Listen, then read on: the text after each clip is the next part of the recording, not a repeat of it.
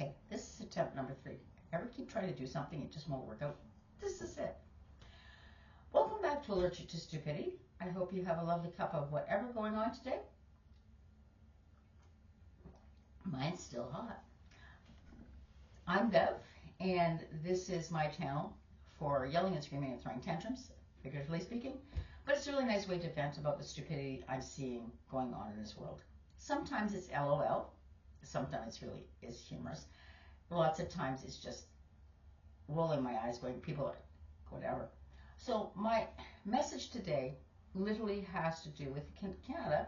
We just had our federal election. And the Liberals have won another minority. At 168 seats, we need 172 to be a majority. We have 168 seats. It is still too close to call. There are still multiple seats that they're within like 100 votes, so they have to double check to make sure that the count's right. But I would not be surprised if it stays at 168. And one of these things that this election did, as we have an existential threat south of us with Trump going, I'm going to annex Canada, and Canada's useless and it's an artificial country and all the rest of it, is that this election, when it divided us, 168 for the Liberals and 144 for the Conservatives, just showed me how divided this country is. And is that really what we want for Canada?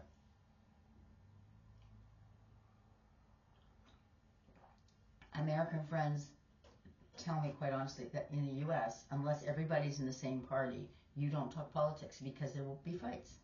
Verbal fights, yell fights. Families don't talk to each other because, oh, he's a Democrat or he's a Republican.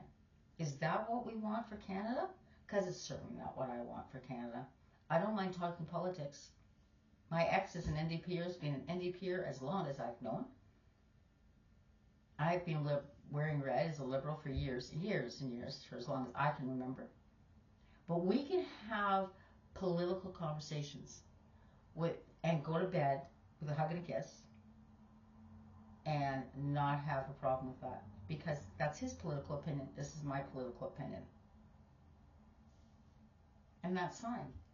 And that's what we need to get back to. We need to stop being angry because Joe Blow's a conservative or a liberal or whatever party you don't like. So as we are gathering, putting our feet back underneath us after this election, what I want everybody to do across Canada is start working together. Put your hands out. Let's push your MPPs. Send them messages. Yes, please get rid of these interprovincial tariffs. I didn't understand how bad they are. Whatever, but support your MPPs. So, Doug Ford, we know how I feel about Doug Ford, has literally managed to get rid of, with New Brunswick and Nova Scotia, those interprovincial tariffs. It's fantastic. Can you imagine how much better and how much cheaper things would be for us anywhere if we didn't have those interprovincial tariffs? So that's the first thing you can do. Message your MPP, say, yes, I support you getting rid of those interprovincial tariffs. Especially if you're a business person, like, yes, please. Put your support. Tell your MPPs. Tell your MPs, too, because it is interprovincial, so it does influence the federal government, because remember, the federal government makes sure all sides are equal kind of mentality. And they can help get rid of it. And Carney has said, so it's the first thing I'm going to be watching for. He said he wanted to get rid of those interprovincial tariffs by July 1st, by Canada Day. Let's support our MPs. Let's support our MPPs and push for it. If your candidate lost, I'm sorry. It's hard. I get it. My candidates have lost before. Not just federally, provincial, like just my riding candidates, the guy I wanted. But the people have voted. And we just have to be good losers and accept the fact that this is the way it goes. And now you put your hand out and you start helping again. Start supporting your Canadian companies. Not just because Donald Trump's an idiot and has done what he's done, but because they're your Canadian partners. We need to work together. I just read an article. Now, I have to dig into this more. But in northern Quebec, there are election offices were closed because of the weather. So there's people who didn't get to vote. And why? Because they couldn't get anybody into those ridings to set up the polls. Well, come on, Election Canada, come up with a solution. There's got to be a solution. Even if one guy goes around with all the polling stuff and he goes from community to community to community in advance polls. And so their election day is not, in this case, April 28th. Maybe their election day is the 27th or the 26th, like an advance poll. And he makes a point of going around. It's one crew, they fly in, they do, everybody votes and they leave. That would make our Indigenous population, not just Indigenous, but those people who live in the far north by choice, feel like they're part of Canada. Feel that their vote is important.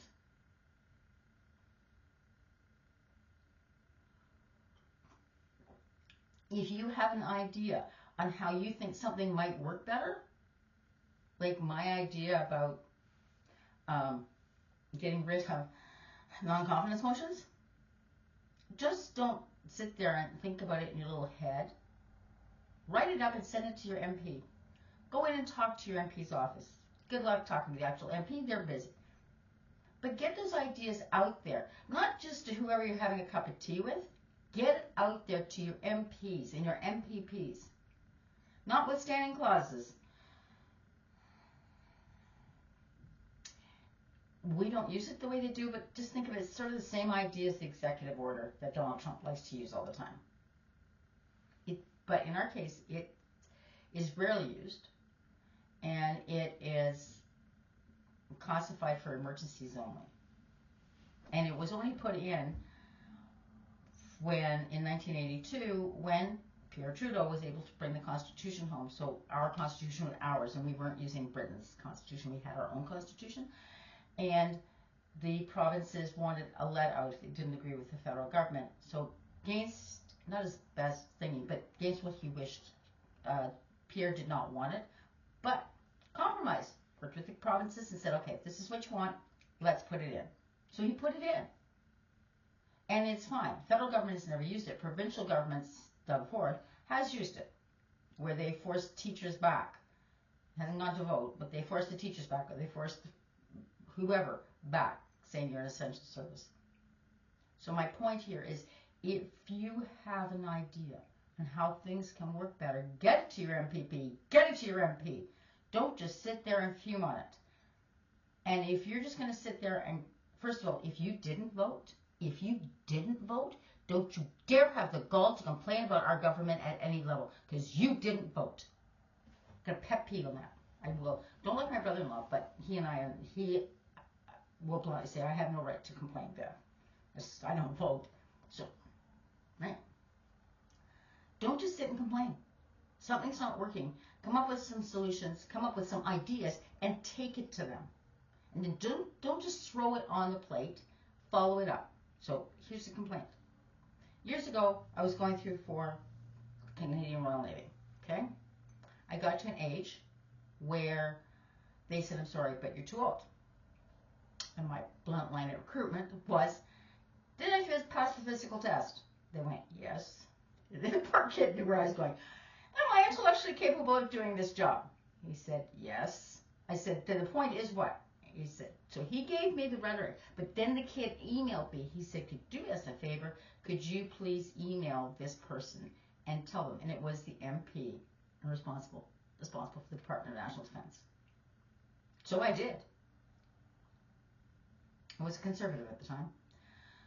I never heard back, but I did something about it. I did everything I could do about it. And that's my point. If you're step one, put your anger because your party didn't win or your candidate didn't win, and go, yeah, shit happens. Take the high road, as Michelle Obama would say. Be the good loser. Or I really wanted a majority government, and I did. But you know, I got 168 seats. I'm going to make this work. So put that anger away. That's step one. Step two, support your MPs and your MPPs, especially your MPPs, to get this stupid interprovincial tariffs gone. God. Right? That's step 2. Step 3, if you see something or you come up with an idea, then take that idea to your MP or your MPP and say, I see this problem, can we do this? And if it doesn't involve federal, provincial, it's municipal, take it to your council. But don't just sit there and complain about it. Do something about it. If there's a lot of garbage along the side of the road, you can tell your municipal, or you can get out with a flipping bag and pick up the garbage. So those people out there who knew my parents, bless their souls, will smile at this one. Both my parents were gone, had been gone for years. And I was chit-chatting with somebody along the street, and they didn't realize that my parents had lived in this house, that they didn't realize the family connection. And the lady said, there used to be a lovely couple that lived in that house, and they would walk every day hand in hand, which went, yeah, and they'd pick up the garbage. Yeah, that was my parents. It was a stupid little thing, but it made them feel better, and it cleaned up the neighborhood. And my mom would giggle and laugh about I had to get all the way to that intersection before my garbage bag was full. And then she'd tie it up, she'd leave it on the side of the road, they'd finish their walk, and on the way back, she'd pick up that bag of garbage and bring it home, put it in the garbage. It's a stupid little thing. You're going, well, it's not going to make any difference. Yes, it did. It made a little difference in that little corner of the world. I take the pop tabs. It's a stupid little thing, and everybody laughs at me. Take the stupid little pop tabs off my thing, off my pop cans or my beer cans, and I collect them. And when I get a big water bottle, which I will concede, usually takes me, the big water bottles, it usually takes me 3 or 4 years. I go for a lovely day, drive for a cup of coffee up in Elora or Elmira, one of the two, I know which. It's a Legion, and that's their money raiser, is they collect pop cans. It's all aluminum. They sell it and they use it for wheelchairs and other things to help veterans and those in need. It's a stupid little thing, guys, but it works. It makes a difference. So there you go. Congratulations to the Liberals. My sympathies to anybody who lost their riding, who was an MP. As much as I didn't like him, I didn't like how he presented himself, which was Pierre Poilievre, which anybody who's been following me knows that. I'm so sorry. And really in my heart, sorry. Not sorry the Conservatives didn't win. I'm sorry he lost his riding, because that poor man has done nothing but be a politician his whole life. Like, people have looked to see if he's ever had a job, and he's had little jobs, like 6 months jobs. He's never had to, being a politician you have to work, but going and working in retail for months and months and months. And he lost his riding. So that hurts. You're the head of your party and you lost your riding, and you're like, so I hurt for him. Leader of the NDP lost their riding. Okay, again, I hurt for them. I mean, they'll both find something else to do and they'll go on. But, so, there you go. Those are my things for today. Hope everybody has a good day. Next video, something about housing, which is just, take care, guys. Have a good Tuesday.